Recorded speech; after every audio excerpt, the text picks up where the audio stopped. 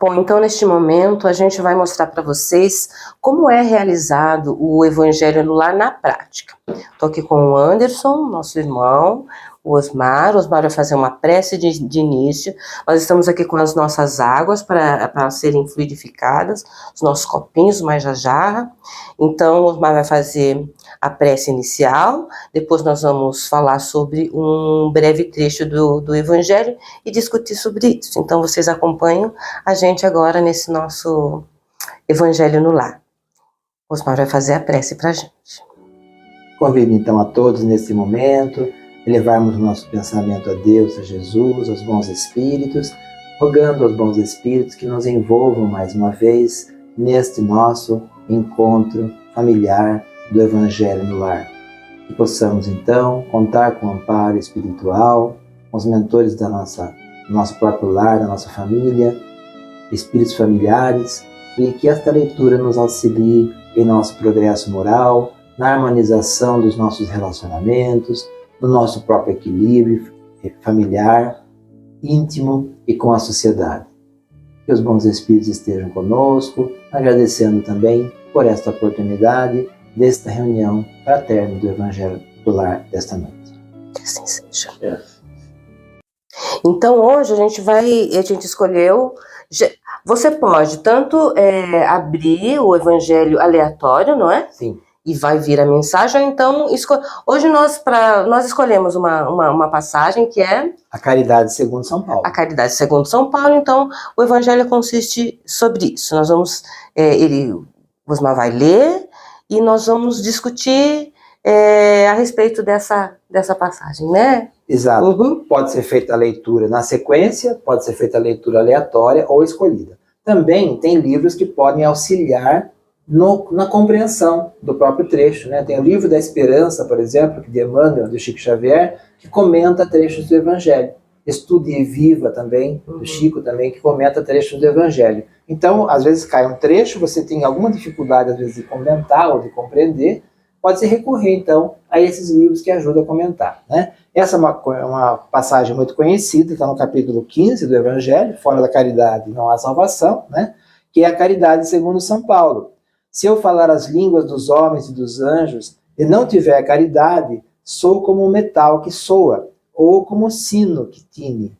Se eu tiver o dom de profecia e conhecer todos os mistérios e quanto se pode saber, e se tiver toda a fé, até o ponto de transportar montes, e não tiver caridade, não sou nada.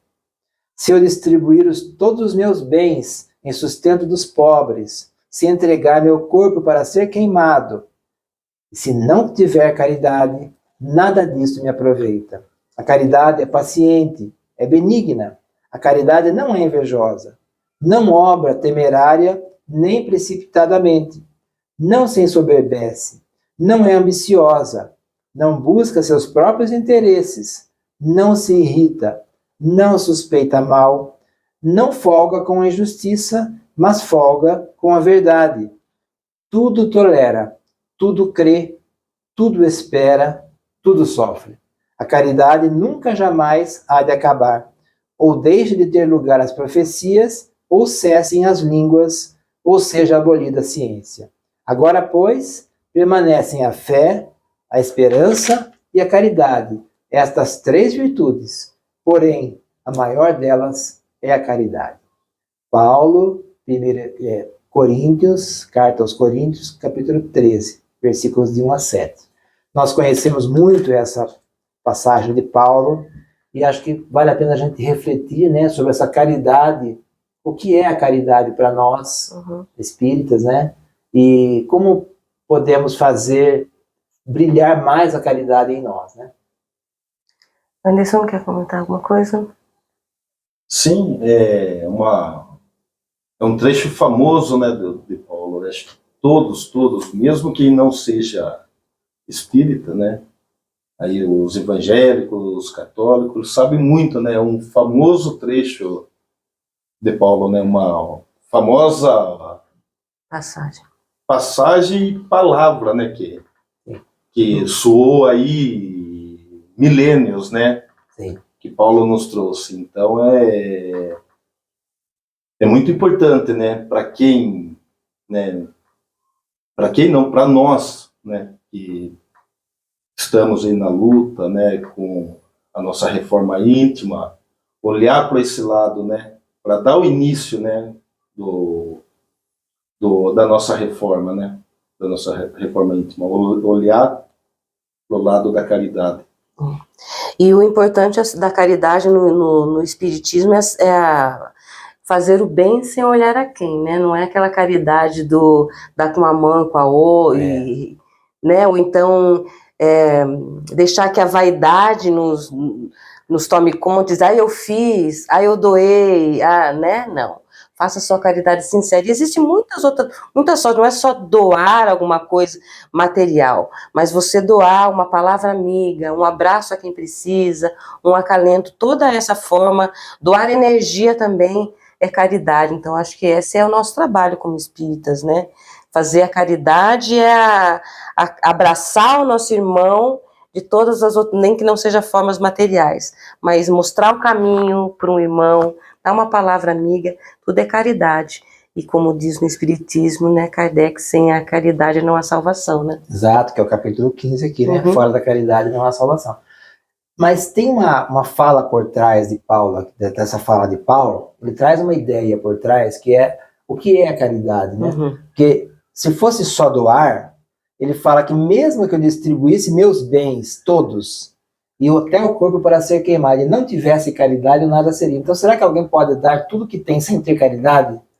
Porque tem algo a mais na caridade, né? Que é o desprendimento, que é olhar o outro com compreensão, né? Então, na definição da questão 886 do Livro dos Espíritos, Kardec pergunta o que seria caridade segundo a visão espiritual, né? Eles dizem que é benevolência para com todos, indulgência para com as fraquezas alheias e perdão das ofensas. Então, é uma visão de prática diária e constante. Não é uma atitude isolada, né? De dar alguma coisa material, né? Ou de ir em tal lugar, ou de fazer tal coisa e pronto, já fiz caridade. Não, é uma postura, né? É uma conduta diária, benevolência para com todos, ou seja, tratar a todos com cuidado, com respeito, né?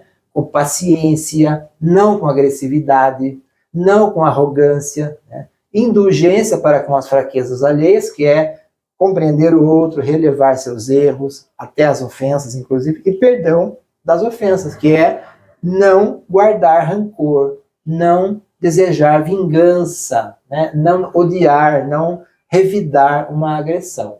Então, é uma visão mais ampla de caridade que a gente pode aplicar no dia a dia, e precisa, né? Inclusive no lar.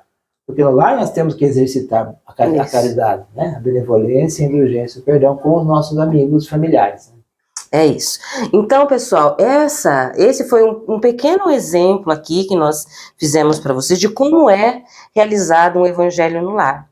A gente faz as vibrações, pega uma passagem do evangelho, discute entre nós, algum tem um ponto de vista, outro tem... E a gente chega num senso comum, na paz, e sempre vibrando para que essas informações tenham sido boas para nós e para todos os outros que também estavam assistindo e participando com a gente, né? Que são muitos os nossos amiguinhos da espiritualidade, nossos coleguinhas, que também vêm trazidos pelos espíritos superiores para que possam, junto com a gente, aprender.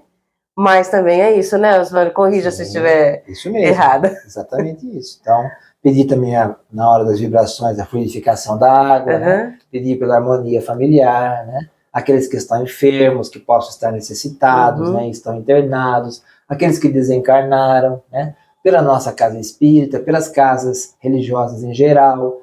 Enfim, aí fica a critério de cada um, né? Aí, nesse momento final, nós estamos com as águas aqui, para serem felizes. Você pode, depois que você fizer no celular, você pode colocar numa garrafinha, você pode dar essa água para um amigo que esteja enfermo, acamado, uma criança que esteja ali, né? É um remédio, é a sua fé vai fazer com que esse remédio ative no seu corpo, no seu espírito, na sua alma, e é só coisa boa, né, Osmar? Exatamente. Né, Anderson, você quer completar com alguma coisa? Sim, quero fazer um adendo, né, nas nossas palavras aí da caridade, né, que a maior caridade que o ser pode fazer a outro é a vibração, é a prece.